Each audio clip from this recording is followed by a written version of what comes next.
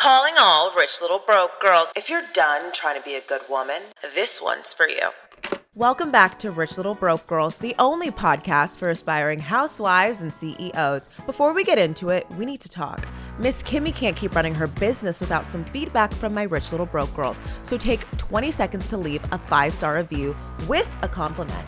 It doesn't have to be true, but it has to be in writing.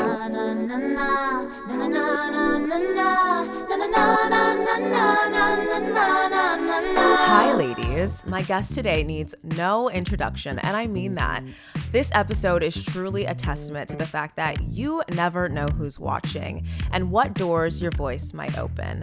Although this is a conversation between two people, this is a conversation for you. Vice President Kamala Harris, welcome to Rich Little Broke Girls. It's good to be with you. It's good to be with you, and thank you for all your work. How are you feeling? How are you feeling with just the overwhelming love and outpouring of your book, 107 Days? You know, it's I've really been enjoying the book tour.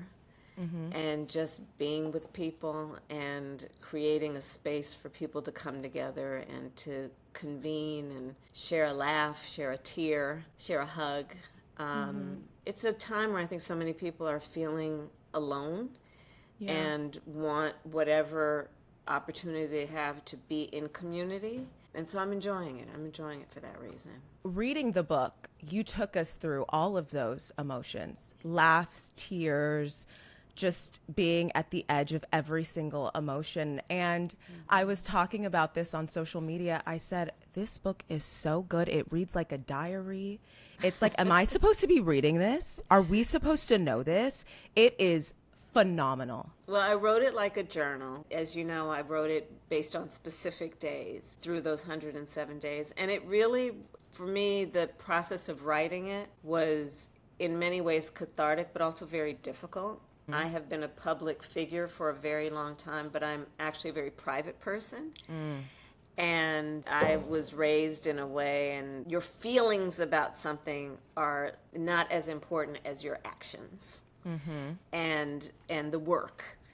And I was, in this book, very candid about my feelings as much as what happened. And so it was a process for me to be able to do that. But I felt that at this moment, and given the experience that was those 107 days, not only for me, but for so many people who are part of it, that I owed myself and others the candor that I offered in the book. Okay, so you're the product of strong women and strong men. Yes. And slightly similar to you, I was raised by a village of women. And for me, it almost felt like a matriarchy, right? The women had authority, the women made decisions, and that became my model for womanhood. What was that experience like for you, growing up in a world where women led and men supported and shaped you? Well, women and men led. For me. I mean, there were very strong women, no doubt, in my life who really reinforced for me through the modeling of being a strong woman, what a strong woman does and how she thinks and how she experiences life, including all of the challenges and obstacles of life. I mean, whether it was my mother, who was, she said she was 5'1", but she was about 5 feet tall. Yeah. But if you ever met my mother, you would have thought she was 10 feet tall. Yeah. She was so powerful and strong in the way that she felt and thought and loved and cared. And she was extraordinary. Our second mother, we call her our second mother, Miss Shelton, who lived a couple of houses down, was an extraordinary woman who was from Louisiana and was part of that population of folks that left the South going west in the 50s and 60s. And Miss Shelton helped my mother raise us. And she was a small business owner. She was a matriarch of her family and the neighborhood. One of the reasons that I've cared over my career, for example, about the issue of foster care is Miss Shelton was, in addition to being a mother and a grandmother, also a foster mother. Oh, wow. Yeah, and many of her foster children were my best friends growing up. But then there was my Uncle Sherman, who, when we were very young, taught us how to play chess. Because Uncle Sherman, who was one of the first black graduates of, then it was called Bolt Hall Law School in California, he sat us down and he said, look, you all need to learn that the world in many ways is like a chessboard.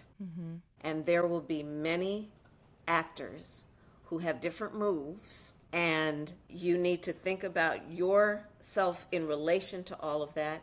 You always need to think not only about the first step, but what that first step will create, and then have some sense of what your fifth step needs to be before you take your first step. I feel very blessed that, like you, I had many strong role models who, more than anything, and I know you and so many people know what this is, Kimberly, the people who raised us, they told us we were special. They did. And we believed them. We may not have been particularly special, but we believed them. And they had high standards and expected a lot, but loved and nurtured us in a way that is so very much, I think, part of the secret sauce, if you will, to any success I've achieved. How do you feel being raised with those values shaped your own self-definition, right? Around your own sense of authority or even your expectations of partnership? One of the things that was very present was the teaching that we have a responsibility to serve, that you have a responsibility to care about other people, and that it is not about when you do something to help other people because you are charitable or benevolent and, oh, you are so wonderful, that you choose to help, but that you have a duty, that you have a duty to members of your family, to your community, and that was instilled at me at a very early stage of my life. And the point being that it's bigger than you, but you have to figure out what your role is going to be in what is happening. One of the things that my mother, it just used to drive me crazy. I had this conversation with her. I said, Mommy, whenever I came home with a problem, you never took my side. Yeah. Because what she would do is this. If you went to my mother with a problem, oh, this happened to me, that happened to me. I believed other parents were probably saying to their children, oh, sweetheart, come here, let me take care of it. Not my mother. She would look you in your eye after you went through all the things that happened to you, and she would say, what did you do? Yep.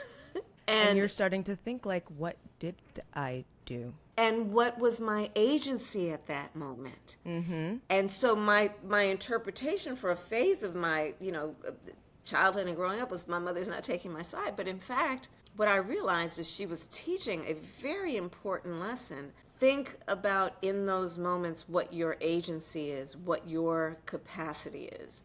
And as much as you can control it, don't let things just happen to you. So what I admire about the image of Kamala Harris today is that the Village of Women didn't stop with your childhood, right? It continued. Your sister Maya, your niece Mina, who you helped raise, your stepdaughter Ella, and your baby nieces Lila and Amara, who in your book, 107 Days, really did serve as a beacon of hope. What do you hope the next generation of your family inherits from the village that raised you? A sense of duty and purpose. I hope that is something that they inherit, and I think they have. A sense of belief in what's possible. I often have said, you have to see what can be unburdened by what has been.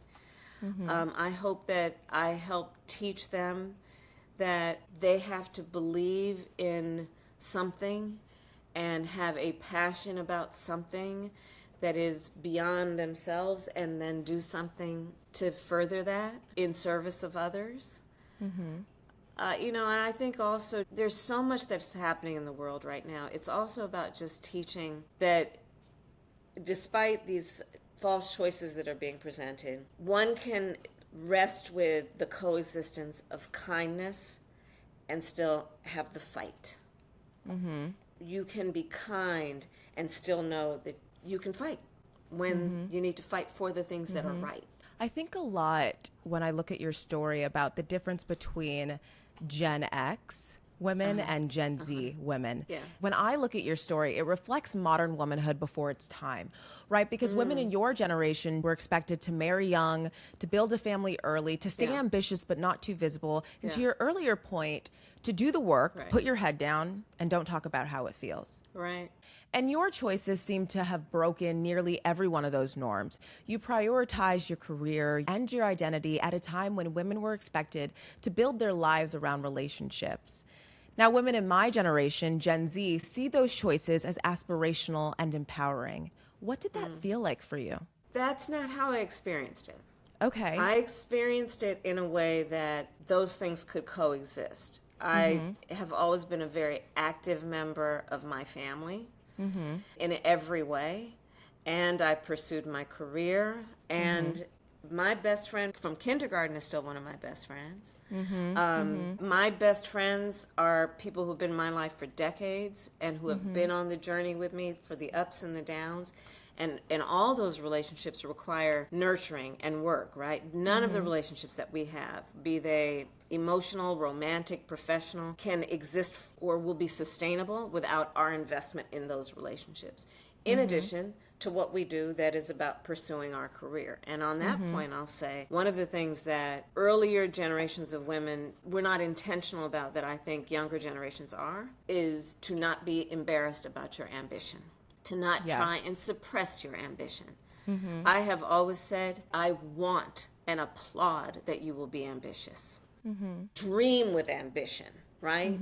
Live and lead with conviction. I did an interview. I was actually asked because there was somebody who basically suggested that one of the problems with Kamala Harris is she's not humble.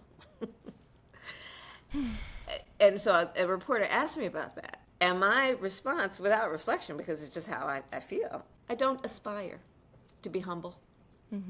Humility, yes, is very important. But when you are sending signals, and it's very dated, if not just traditional, but a very dated perspective on who women should be, to say women should be humble, women should be quiet, women should laugh quietly. Women should not have a sense of humor. Women should not raise their voice. Women should not experience, at least openly, anger. Women should not complain, right?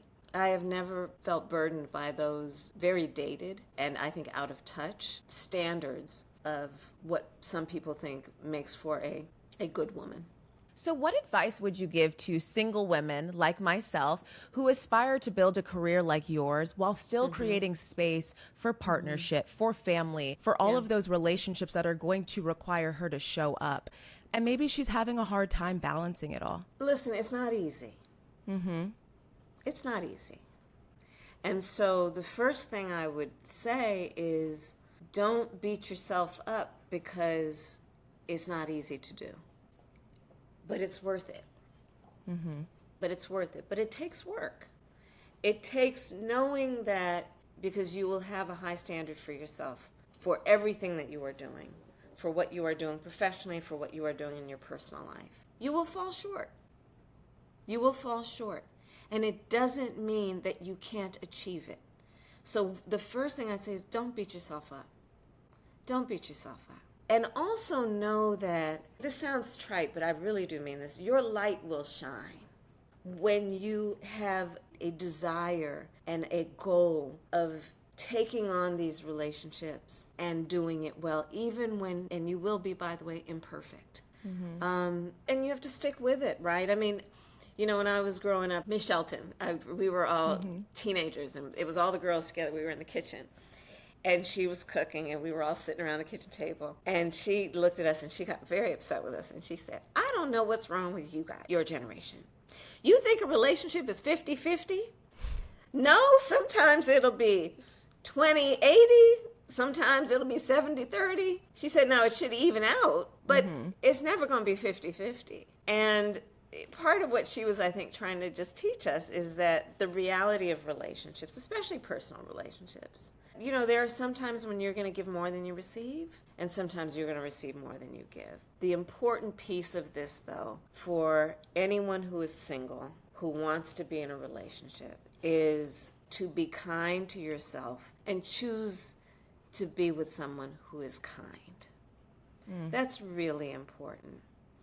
You know, choose to be with someone who allows you to laugh at yourself and them.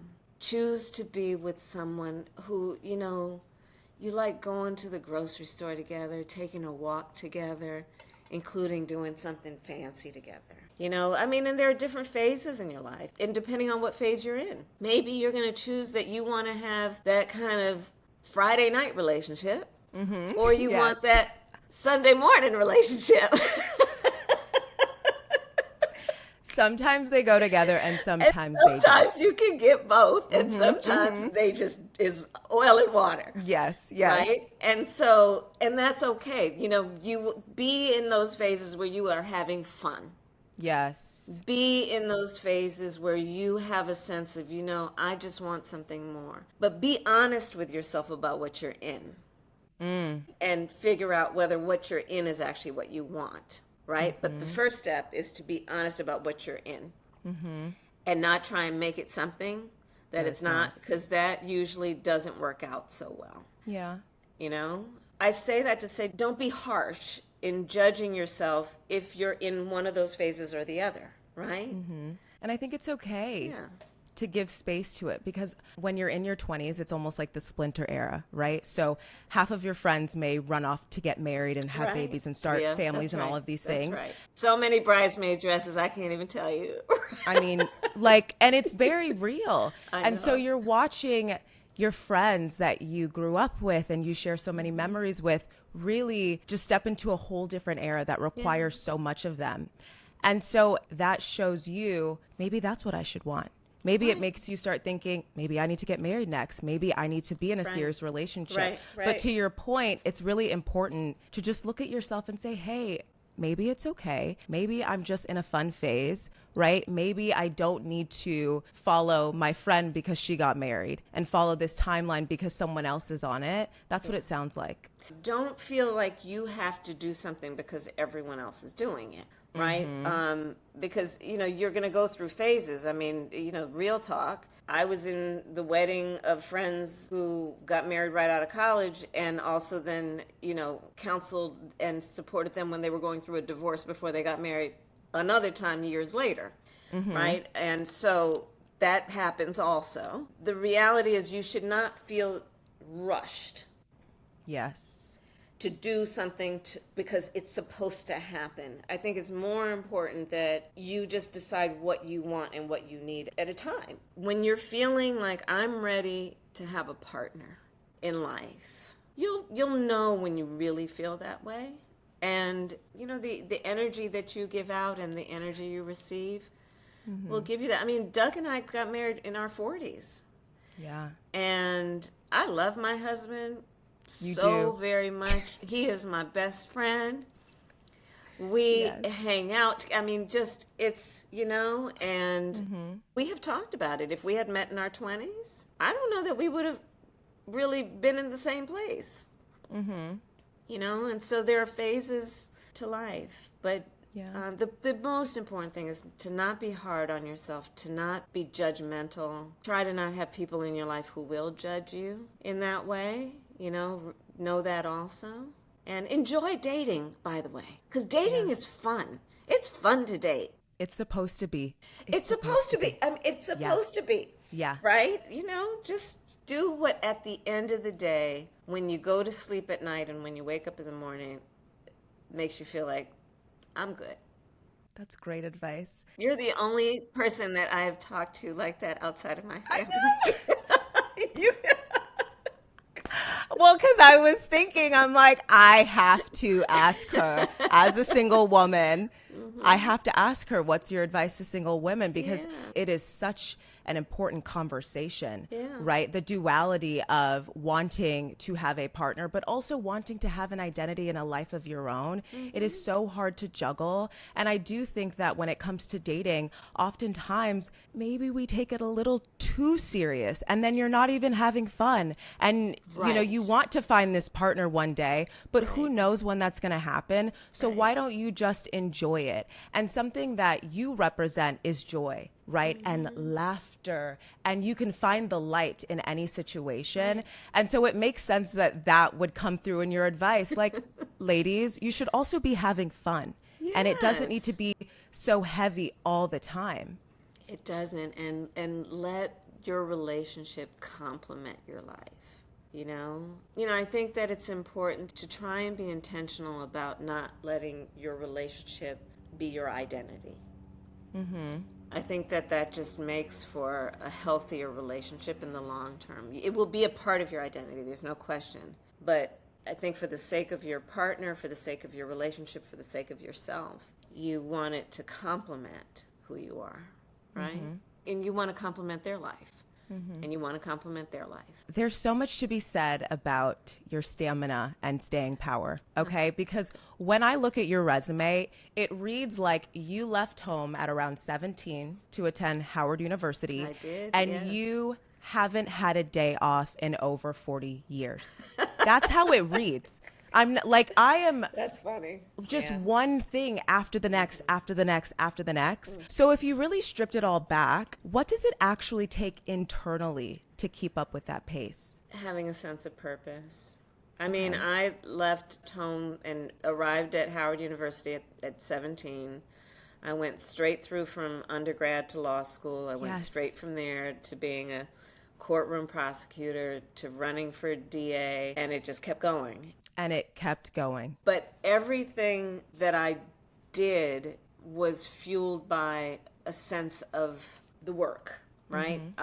You've probably heard this story. I mean, I decided to be a prosecutor for a couple of reasons, but first and foremost, because my best friend in high school, when we were in school, I learned was being abused by her stepfather. And it made me so mad. And I have an instinct, maybe it comes with being the firstborn child, where my mother said to me at the age of 2, you better take care of your sister, right? So, and I wanted to do the work that was about protecting people. And in particular, women and children. And that's what drove me. And then when I actually ran for district attorney, so my first publicly elected office, first of all, I started out at 6 points in the polls, which... For anyone who doesn't understand, that's 6 out of 100. Nobody thought we were going to win. And I will tell you, Kimberly, in my heart and head, I said, I know that if I can get to 12 points, I can win. 12 out of 100. 12 out of 100. But the reason I ran was because I was running against my boss. Oh, wow. I ran against my boss. How was that? Because the work that was happening in the office under his leadership around children and women was awful. Around cases like domestic violence, there was no child abuse unit. And that is a large part of what motivated me. And so I've worked with the people who are at risk in this situation, and I want to protect them. And that drove me. And then when I ran for Attorney General, it was because I was actually doing a lot of work on trying to help people reimagine what a prosecutor should do around reentry of former offenders and getting them jobs and counseling. My motivation was this work needs to happen, and I know how it can actually make a difference and improve safety in a community. And then when I ran for Attorney General, one of the reasons I did that is because I wanted to take what I had proven can work, not only from San Francisco, but statewide to the whole of California. And so you're right, it has been a continuous journey, but always driven by my desire to do the work. You mentioned once that you are such a problem solver. And once you solve a problem, you immediately think, okay, what's next? What's next? What's next? And you don't always give yourself time to take it all in and give yourself a pat on the back. And I suppose maybe that's why you left home at 17. And then for 40 plus years, you're like, next problem. All right, bring in the next problem, and so on and so forth. Have you ever heard the saying, just because you wear it well doesn't mean it's not heavy? Oh, no, but I get that. I get that. I do get that. When you reflect on your own story, what has actually been heavy for you? Well, I'm going to answer that. But after I was elected DA, I went to Atlanta for an event that folks there were hosting for me. Because, you know, Atlanta, it's like for anyone, especially if you are Black elected anywhere in the country, it's like going back to the womb, right? It's where so much of activism around civil rights and justice. Anyway, and I was there, and they hosted, the group of people hosted a dinner for me. And this older gentleman looked at me and said, baby, don't you make it look too easy. Oh, wow. And it was kind of that same point, right? Because he knew it wasn't. Listen, I've had many challenges. I've had many obstacles. I mean, a lot of them have been about trying to help people understand that just because things have been this way forever doesn't mean it's the right way to do it. Mm-hmm. And so the doubters and the people who will criticize it either because they think that it's impossible, whatever you're proposing, or it's just defying tradition and for some reason that's supposed to be bad. You know, people think status quo is static, that it's there. But let me tell you something. You try and change status quo, you will see it is quite dynamic. It will fight against change every step of the way. Yeah. And that's where then, when you're trying to do something people haven't seen before, you have to have a group and you have to have your people who believe in you, who know you, who will be there in a way that encourages you when so many of the forces around you are saying it's impossible or it can't be done. You know, when I first ran for office, people said, oh, no, they're not ready for you. Oh, no, nobody like you has done it before. Oh, no, you're too young. Oh, no, wait your turn. And how many firsts do you have? Quite a few. Every one of them is a first, except for when I was second. Yep. Senator. The second black woman elected to the United States Senate in its history. Yeah. But the thing that I will say for everyone who is watching this and all the incredibly wonderful, ambitious, smart people who are watching this, all the women who are in those rooms where you're the only one like you or who looks like you or has had an experience like you, you have to know that you cannot look around that room and only see the people who are in that room. You have to see the people that are driving your purpose. You have to see the people who are part of your core group of people who know you belong in that room.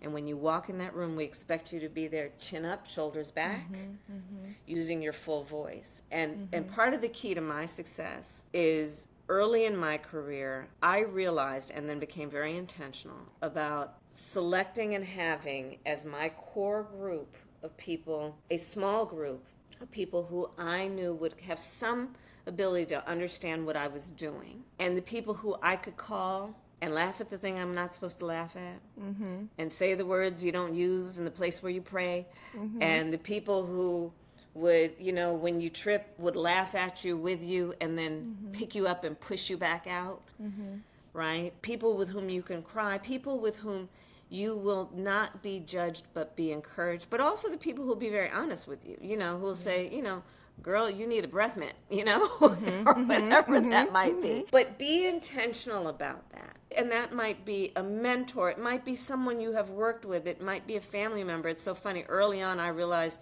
I thought my mother would be in that group. Okay. And then I realized that's not going to work, because as soon as I started to let her know anything that happened that was kind of messed up, she was ready to kill people. And I had to spend full time then talking her down. Just relax. So I realized, yeah, mommy's not in that group. And I have those people who, through the many years of my career, being the first in almost every position, who have been there to just be my backdrop, my backbone, to be my backstop, to just be. None of us achieve success on our own. None of us. No matter how, to your point, how easy it may look. You make it look so easy. And it's not. It is not achievable if you try and do it by yourself.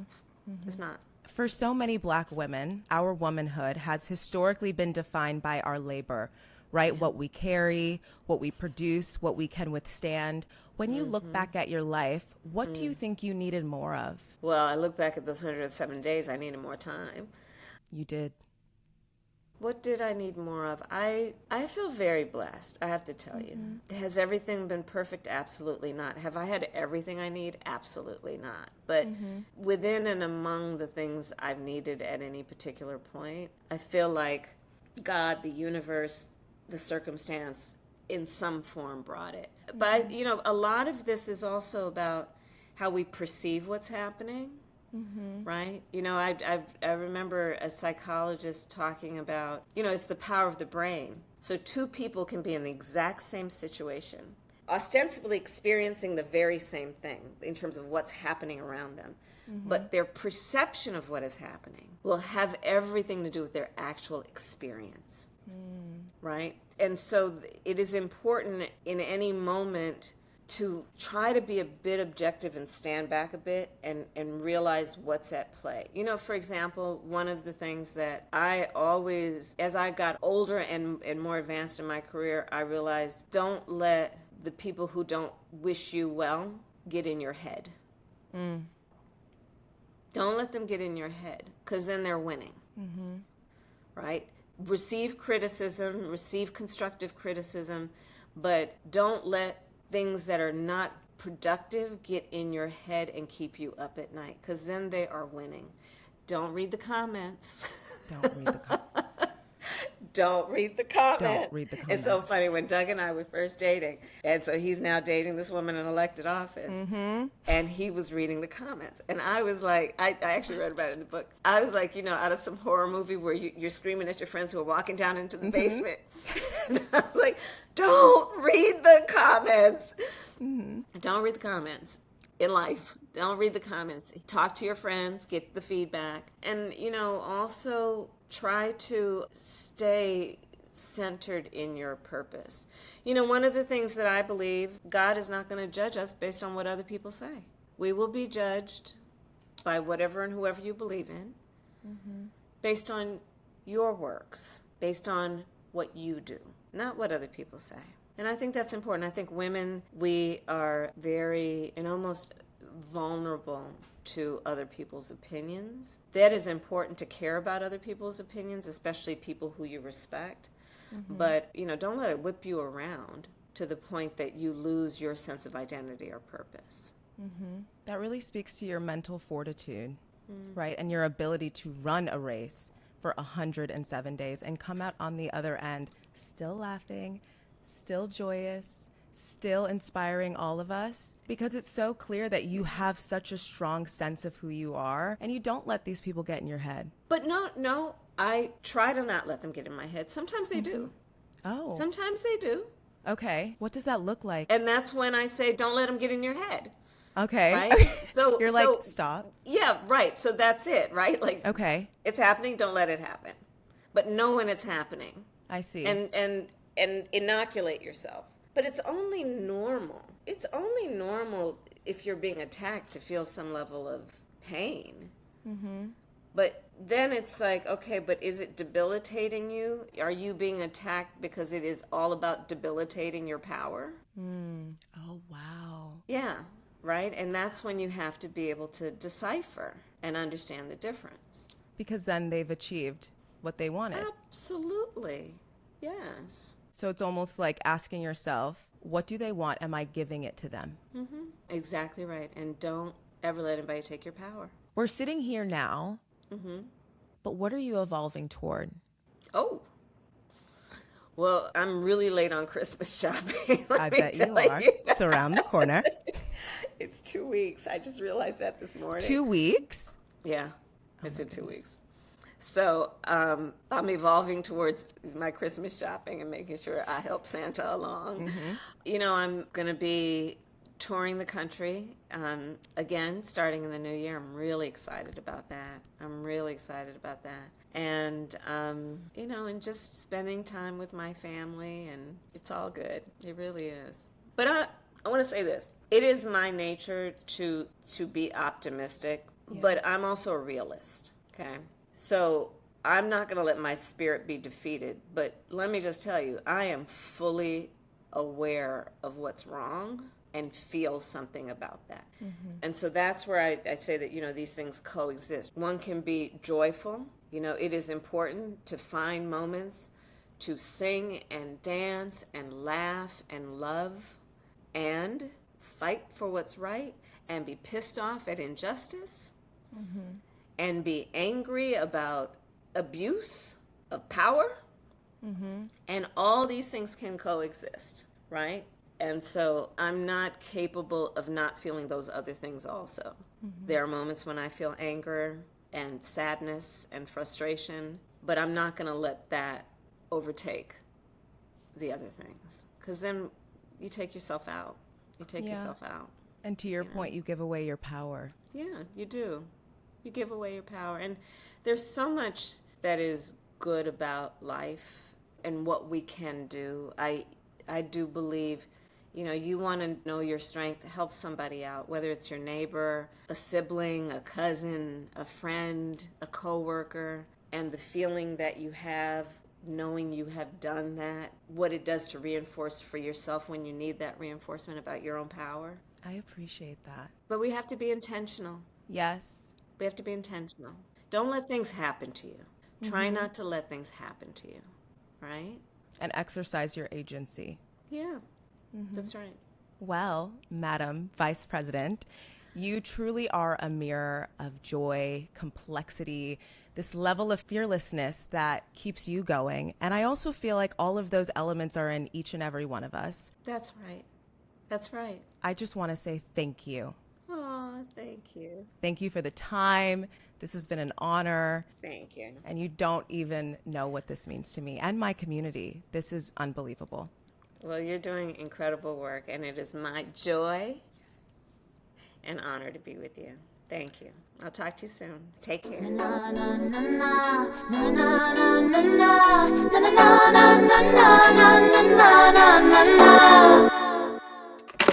Yeah, wait, before you go, leave me a review with a compliment. All right, if you have something negative to say, email it to me. Do not put that on the internet. All right, leave me a review.